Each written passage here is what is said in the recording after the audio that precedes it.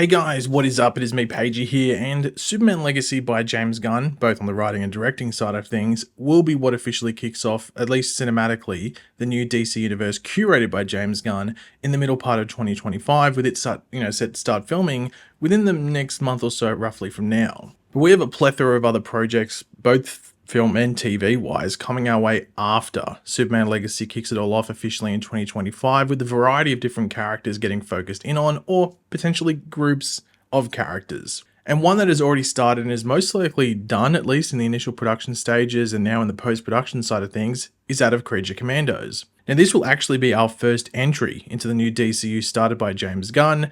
It's coming out before Superman Legacy, and as stated by James Gunn, is where the canon for this new universe officially begins, though he also says on the side of that, Superman Legacy is where the universe properly begins. Now that could mean a couple of things, but I think it probably just means that, Creature Commandos will be somewhat in a bubble and not set up anything larger that bleeds out to other projects. It's very self-contained, while Superman Legacy will have direct fallout and carry on into other projects and just general setup for things coming our way soon in the DCU. Now, Creature Commandos will not only be a TV series coming to Max, or formerly HBO Max, later this year. No set release date as of yet, like the 11th of November or something like that, but we know it's coming out in the fall, so I'd expect like September or October, or maybe even November, maybe the 11th of November if they want to push it deeper into this year. I don't know. But outside of being a TV series and the first TV series for this new DCU, as James Gunn has said that Peacemaker Season 1 isn't a part of that canon, this series will also be animated. And it has also been stated that all the people that do voice roles for this project and possibly other unannounced animated projects in the future will play these characters in live action and vice versa. So if Superman, for example, shows up in an animated project in the future, whether it's Creature Commandos or something else, we should assume that David Corenswet voices Superman, just like he will play him in live action in Superman Legacy and other things going forward. Now, the Creature Commandos were created in the 1980s by J.M. DeMatteis, hopefully I pronounced that correctly, and they didn't actually appear first or have a first run actually entitled Creature Commandos or The Creature Commandos or anything like that.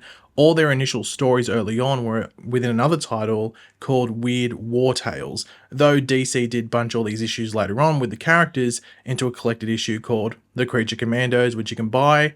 And this collected issues is what DC themselves is using as inspiration, or at least they are putting this down as the inspiration behind the animated series coming our way later this year, though there were later interpretations and runs with the Creature Commandos characters and just being called Creature Commandos, which reflect better, at least in regards to what characters they are using for the series itself. Now, funnily enough, none of the characters from the original Creature Commandos squad in their first couple of appearances is a part of James Gunn's animated show, or at least a part of the main cast, which could reflect on maybe the Creature Commandos being something that has existed for a while in this new DCU canon, maybe since the First or Second World War, or maybe since Vietnam, if they want to go more, recent if you want to put it, and we might get some references or even footage of the old squad in action. We'll have to wait and see.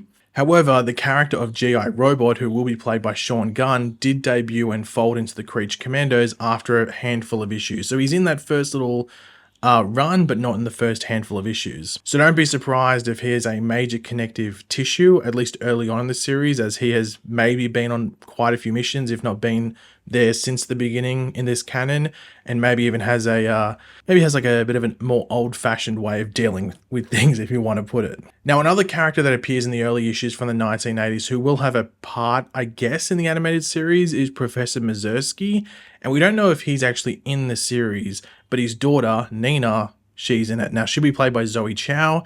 Now, her father, Professor Mazursky, was a main player in Project M, which is an important name to remember. So remember Project M, that'll most likely play into the series, as they are the ones who actually originally created the Creature Commandos.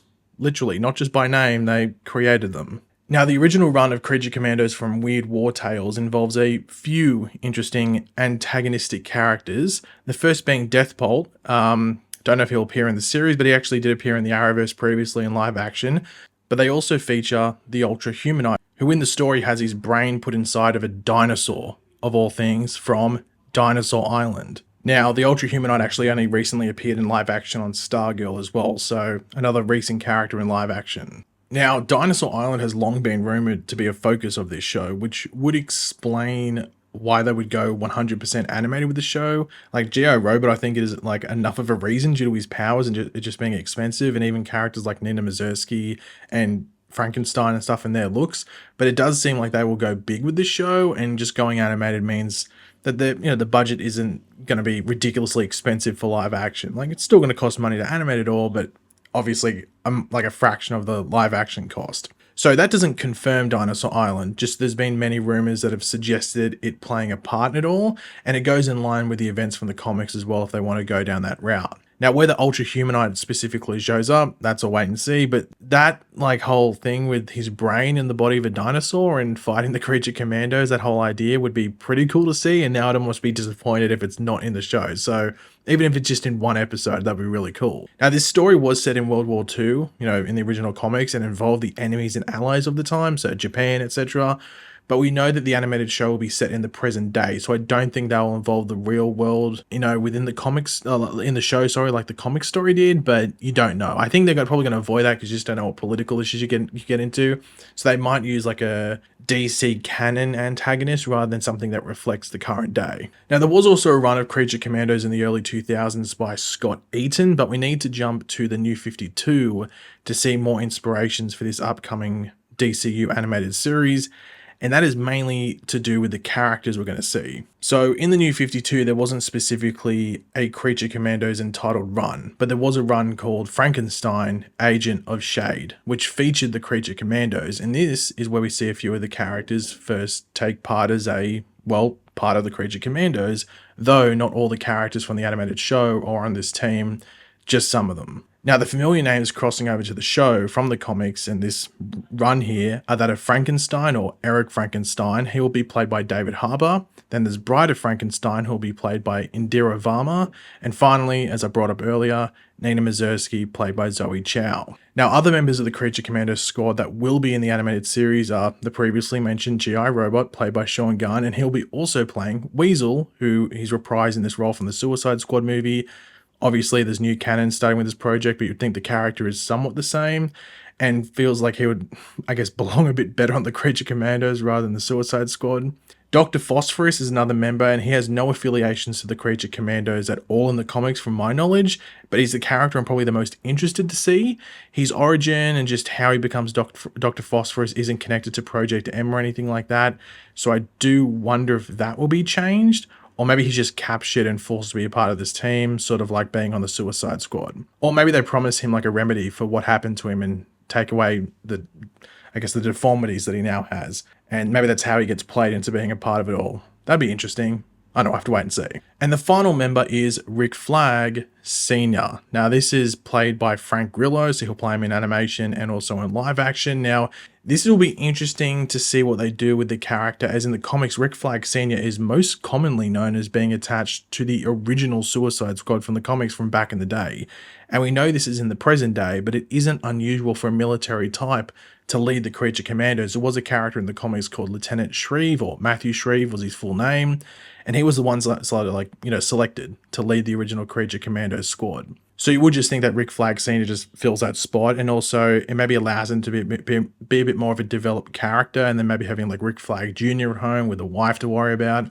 Of course, Rick Flag Jr. did die in the Suicide Squad movie, but based off Frank Grillo playing the character, I don't know if Rick Jr. would be the age he was in those previous movies, but then again, Frank Grillo is like late 50s, so they could push that he had a kid when he was like 20 years old, and that is what Rick Flag Jr. is. So I don't know if there's going to be a bit of a reboot impact there, and Rick Flag Jr.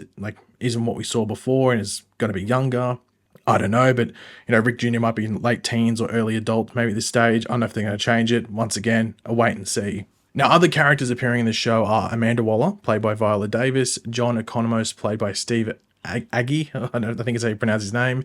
Those two will reprise their roles in Waller for Amanda Waller, and also Peacemaker Season 2 in live action.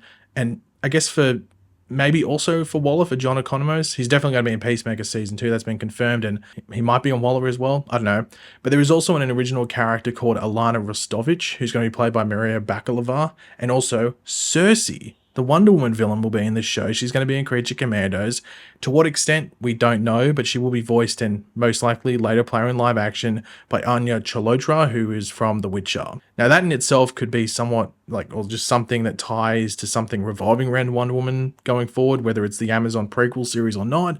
But that was a surprise when it was announced that Cersei's going to be in the show. So I'm intrigued to see where that leads.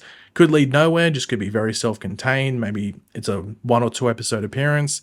But it was a bit surprising to hear that. Now, a trailer for the show will most likely come out at Comic-Con this year. It lines up with a fall, or September, October, November release. That you release the trailer at Comic-Con, so I'd expect that, and maybe even some other announcements around it. Maybe some other characters are going to be shot for an episode or 2. But yeah, I don't know if we'll get much about the show until Comic-Con, outside of maybe a poster and, once again, maybe some different casting news if they want to drop that. But I think this, just because it's a smaller project, I don't know if there'll be too much focus on it.